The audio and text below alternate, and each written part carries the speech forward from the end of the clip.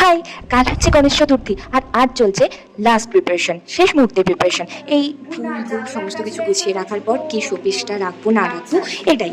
আর এই যেটা আমার হাতে রয়েছে এটা না ইনহ্যান্স করছিল না, এই সাদা ফুলটা দিয়ে ব্যাকগ্রাউন্ডে অ্যাড করে দিয়েছিলাম, খুব সুন্দর লাগছিল। আর একটা না ছোট্ট গাছের মতো শোপিস ছিল যেটা গণেশ বাপ্পার ঠিক পেছনে রেখে দিয়েছিলাম, আরও জিনিসটাকে ইনহ্যান্স করেছে।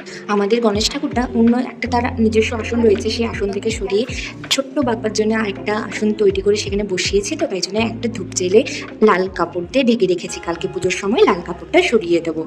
আগে ভেবেছিলাম ব্রাহ্মণ এসে পুজো করবে, কিন্তু লাস্ট মিনিটে আমি ভাবলাম না আমি পুজো করে নেবো। সেইভাবে ব্রাহ্মণকে আগে থেকে তো বলা হয়নি, আর এই প্রথমবার আমি বোন সবাই মিলে এই পুজোটা করছি। আর এই বছর যদি ভালোভাবে হয়, পরের বছর এর থেকে আরো বড়ভাবে পুজো।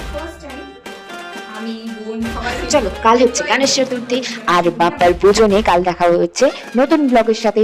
So stay tune, tata.